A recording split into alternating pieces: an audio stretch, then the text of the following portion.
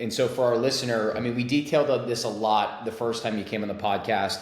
You're someone that's been extremely passionate and devoted to your health and wellness for a long time. And it sounds like you kind of had this transformation process where whether it was carnivore, animal based, you experimented with a lot of different modalities, a lot of different forms of nutrition.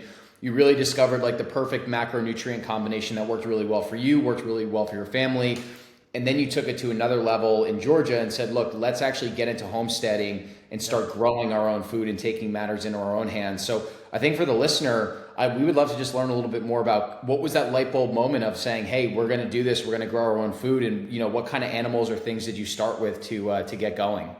Yeah, bees were actually the first ones that we started with, and I think the idea was at the point, there was a couple of years ago, I don't remember the exact year, but a couple of years ago, maybe 4 years or so ago, we said, you know what, ultimately, if we are not in control of our own food supply, we're always gonna be, behind the curveball. We always are reliant and have to trust and, verify, and we'll likely never find, the ideal, food that we want to consume. And I also, at the same time, I was like, I want to do something that puts me in closer contact with nature. I mean, blogging and podcasting and all the stuff in front of the computer is fine, but I need something else. It's not just the digital work. At some point, projecting myself into, the future, maybe 10 years from now, I don't see myself writing blog posts every day, anymore. I want to be, out in nature. I want to, really and more fully embrace more fully do really what I encourage everyone doing already. Like, go for a walk, ground yourself, be in nature, do all of those things. But it's very difficult if you live a modern life where you're, in front of a computer, on the phone, or in an office or whatever. And so now at this point, I kind of have to, or even before we started homesteading, I kind of had to make it a point to go out of my way to embrace those things, right? I had to go out of my way to go into nature. It was not something that I was just doing automatically because my lifestyle is conducive to being in nature. No, I had to get up in front of my computer. I had to go outside, right? And that's really the challenge that a lot of people face. You have to, go to the gym. You have to make the right choice. There are always so many things that you have to do that don't necessarily come naturally because your environment is not set up the way it should. And so we figure that if we just change our environment where, every morning we go to the animals, so we are in nature by default. It's not something we have to think about or remind ourselves. It's just part of, the whole deal. It's part of our lifestyle. And that was one of the key factors. And then obviously, taking control of our food supply was the other one. And so we started with bees because we figured it's super easy the entry barrier is very low. And we started with that, and then we figured, well, now that bees are working well, the next obvious thing is chickens, because they are super easy, and they produce a lot of the food that we eat on a daily basis, meaning eggs.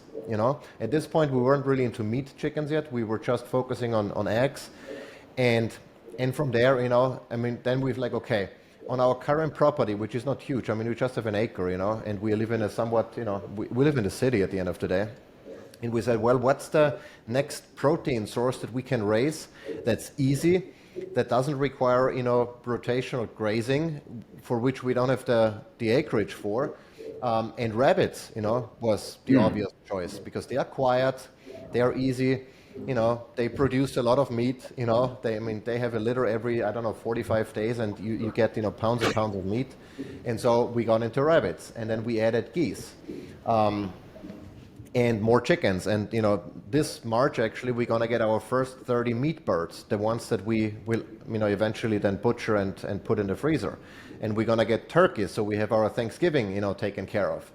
And that's just all small easy steps that I think almost everyone can do, with the goal of, we purchased some property this year, 45 acres, so we have really spaced in to do the management, intensive grazing, and all of the things, to get ready for the bigger animals, for cattle, for sheep, for goats, for pigs, maybe bison, we'll see.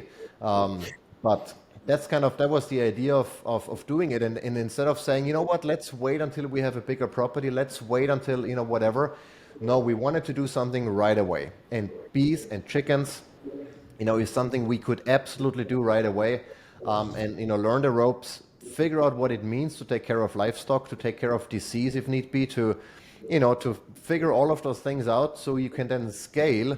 And don't, I would not recommend necessarily starting with cattle, if you've never raised any livestock, but if you already know, bees and chickens and geese and, and rabbits, then taking the next step is a much smaller step than going from zero to, rotational grazing and maybe dairy cows. So that was kind of the long-winded answer to your question.